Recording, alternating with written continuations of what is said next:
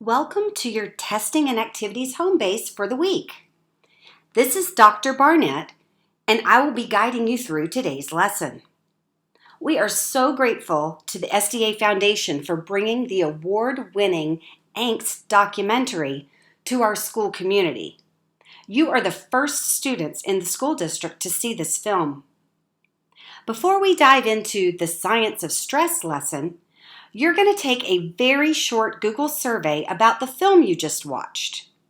You can take the survey on your phone by scanning the QR code you see on the screen, or if you prefer, you can take a paper version of the survey. Raise your hand and your peer tutor will bring you a paper survey if you prefer that method. While you're taking the survey, your teacher will take attendance if they haven't already done so, and your peer tutor will hand out a graphic organizer for each student, along with a pack of crayons for each pair of students. Please pause the video now until everyone has completed the survey and the lesson materials are distributed.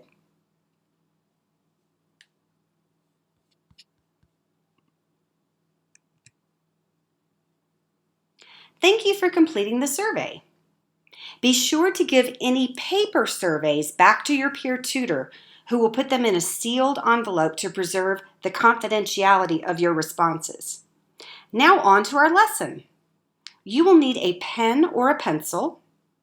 You should already have a two-sided graphic organizer, and each pair of students will share a 4-pack of crayons unless you have your own colored pencils or your teacher has colored pencils he or she can provide. The colors you will need are green, yellow, blue, and red. Pause the video if you need a moment to gather your supplies. The film you just watched was developed to raise awareness around anxiety and to help reduce the shame and stigma around this topic. We also hope you will feel more comfortable asking for help if you or someone you know is having a hard time managing their anxiety. The lesson we're now going to do together is intended to help you understand what's happening in your brain when you're feeling anxious, so you can better manage your emotional response. We also hope we will all come away with some common language for talking about stress and anxiety. More specifically, by the end of this lesson, you will be able to differentiate between good stress and bad stress. You'll be able to explain what's happening in your brain when your stress response kicks in. And you'll be able to recognize what emotional zone you are in so you can make adjustments to self-regulate. So let's get started. We're going to start on the side of your graphic organizer that's an inverted U or a curve. Please write your full name in the box at the top.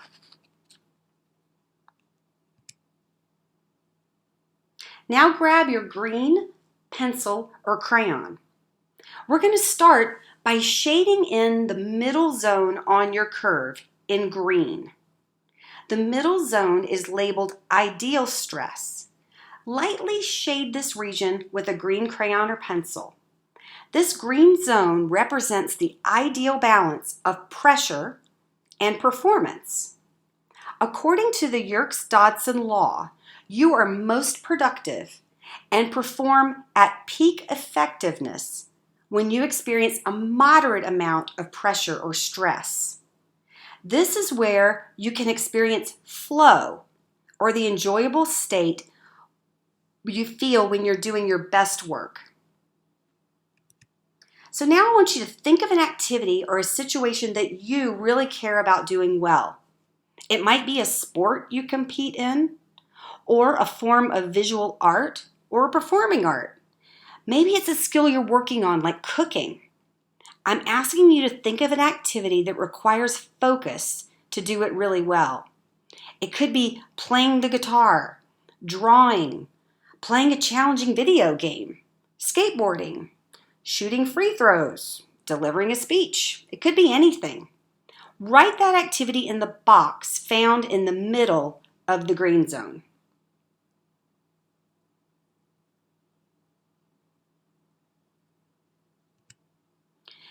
Now imagine yourself engaging in that activity when you're really on. You're in the flow. Circle the 3 to 4 words listed below that box that best describe how you feel when you are at the top of your game. Do you feel creative, energetic, proud?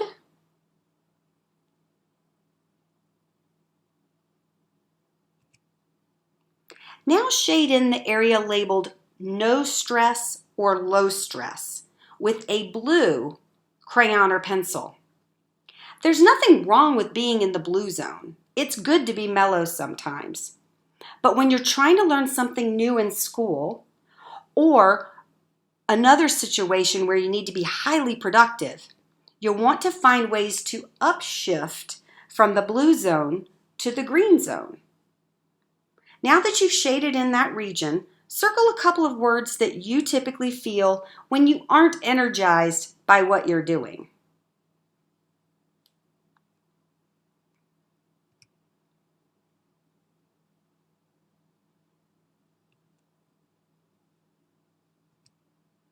The yellow zone is next.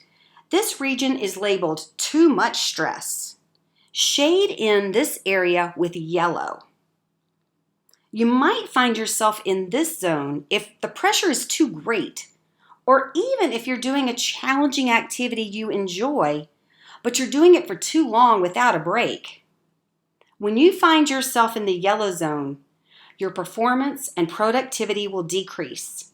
The demand is too much, or the task is too hard. It's important to realize when you are in the yellow zone and do something that will help you downshift back to green. It's possible that if you don't take action to regulate yourself, you'll escalate further and find yourself in the red zone. Before we take a look at the red zone, consider how you feel when you are under too much stress. Circle the words in the yellow zone that resonate the most with you.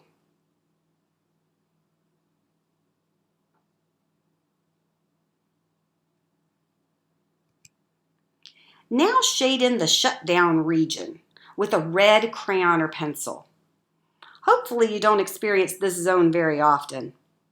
This is when you're totally out of control and can't get back to the green zone without help. You will be completely unproductive if you find yourself in this zone.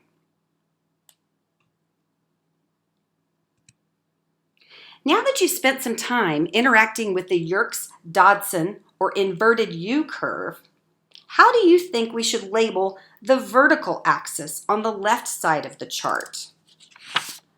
What is maximized at the top of the curve? How about the horizontal axis at the bottom of the page? What increases as you move from left to right? You can use your own words for these axes. Typically, the vertical axis is labeled as performance or productivity.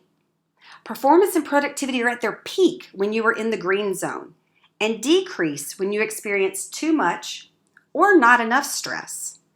That said, you have a few options for the horizontal axis too. The words stress or pressure or challenge are good choices for what increases as you move from the left to the right of this chart. So would you now agree that there is such a thing as healthy stress? It's common to view stress as negative, but the proper amount and duration of stress can be very helpful. Hans Selye was the first scientist to discover the effect of stress on the human body. Up to a certain point, stress is helpful, but when a stressor becomes too intense or lasts too long, people become less productive. Positive or helpful stress is sometimes called eustress, while excessive stress is more commonly referred to as distress.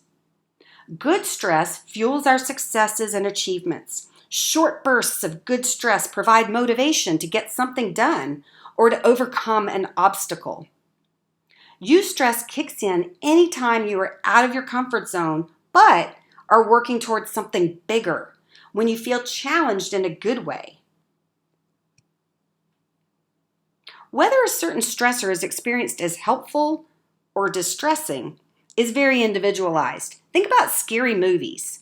To some people, watching a scary movie is exciting. To me, not so much. The same can be true with roller coasters. A roller coaster ride can be terrifying to some people and exhilarating to others. How about speaking in front of a group of people? Some people thrive with that pressure, while others feel petrified. Neither reaction is innately good or bad. It just is. But it's helpful to understand why you react the way you do to certain stressors. And this is where we will get into the science of stress. One thing we've learned about performing at our best is that if we do the same thing for too long, even a good stress takes its toll. So I'm going to practice what I preach and ask you to stand up where you are and take a 3-minute stretch break.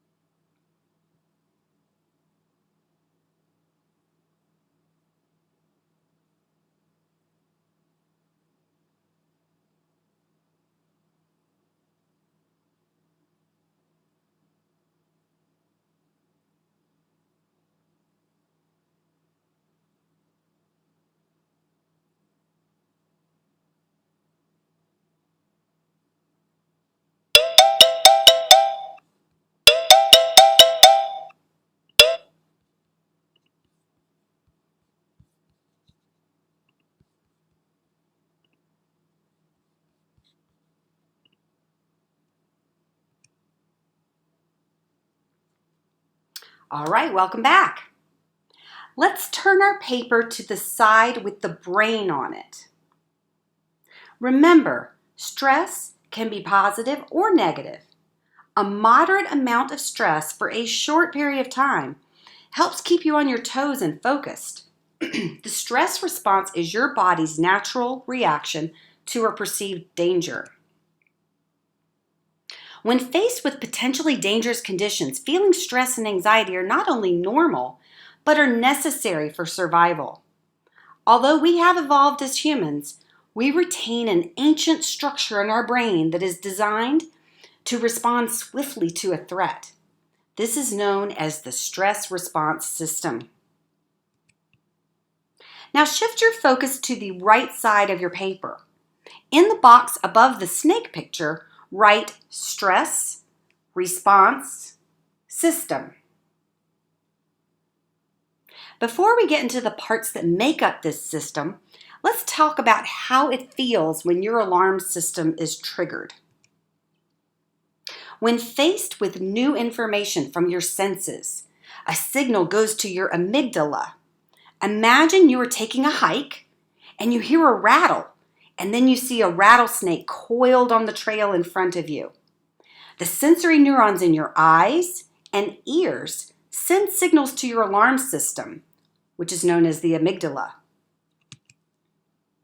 Whenever your amygdala senses danger, it sets the fight or flight response in motion before the thinking part of your brain can overrule it. This starts a cascade of events, including the release of adrenaline, otherwise known as epinephrine. And this leads to an increased heart rate and shallow, quick breathing. You may experience a racing heart, shaking, sweating, nausea. This can shut down the prefrontal cortex, making it hard for you to think about the situation. Your brain also triggers the release of stress hormones, such as cortisol, which also makes it harder to solve problems and concentrate when too much cortisol is released. When you experience intense stress like this, like running across a snake, it can take 3 to 4 hours to regain the ability to function efficiently, to return to your normal state. The good news is you can speed up the process of regaining control by using coping strategies such as deep breathing, grounding activities, visualization, and many of the other strategies we learn and talk about on our Stress Less days. In fact, we will have another Stress Less day next week. Now we get to color a little bit more. Locate the small roundish structure in the middle of the brain and color this in red and label it as the amygdala. A-M-Y-G-D-A-L-A,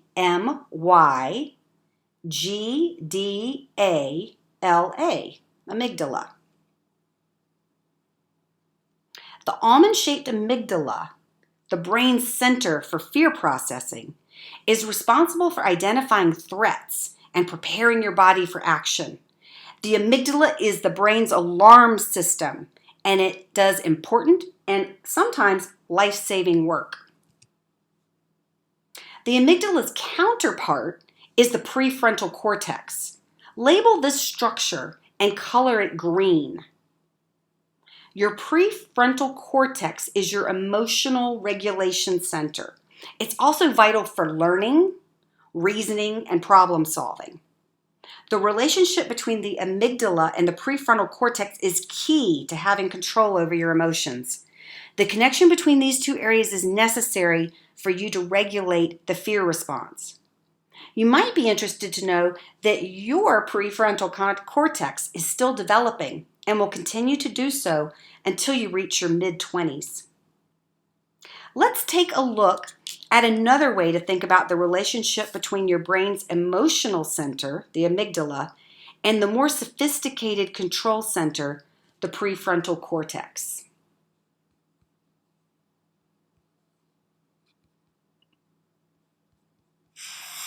Hold your hand up like this, fold your thumb in, close your fingers down. This is a model of your brain. So the eyes, if there is a head here, they'd be looking out the front this way. This is the outside of that brain, that wrinkly part you see when you see a brain. And at the very front, right behind your forehead here, the smart part, the prefrontal cortex. It makes the decisions. Now, inside, you can't see it, but we're going to open it up like this, and we're going to see the thumb area and down here in the palm.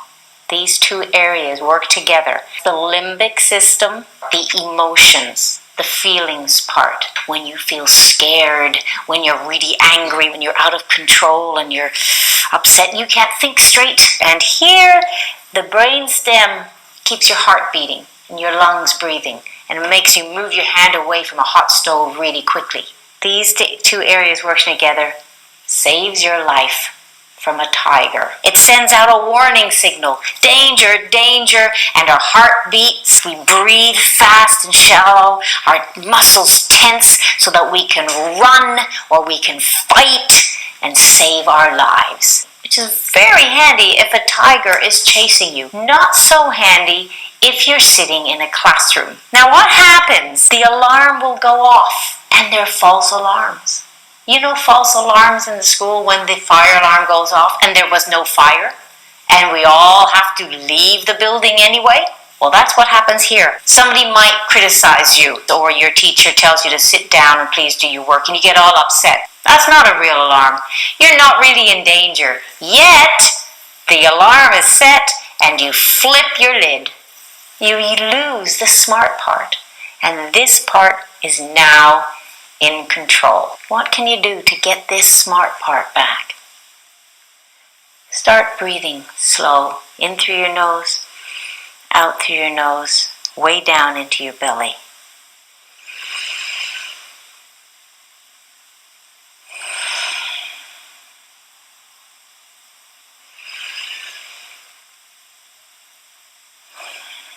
Let your shoulders go. Relax, relax. Relax your body and breathe. This will trick this part. Look what's happening.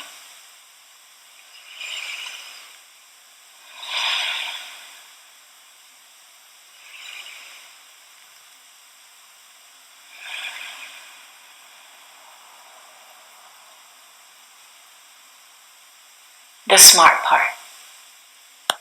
You get your smart part back. Because whatever got you upset, most of the time, is a false alarm.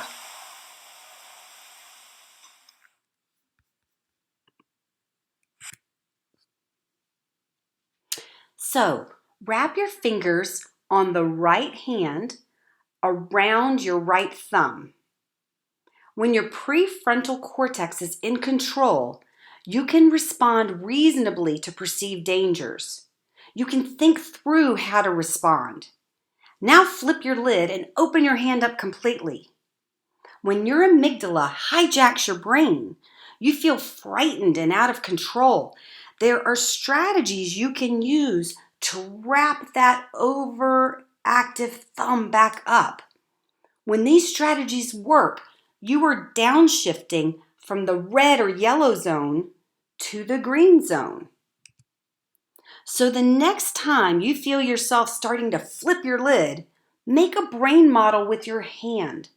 Point your fingers straight up, then slowly lower them so they are hugging your thumb.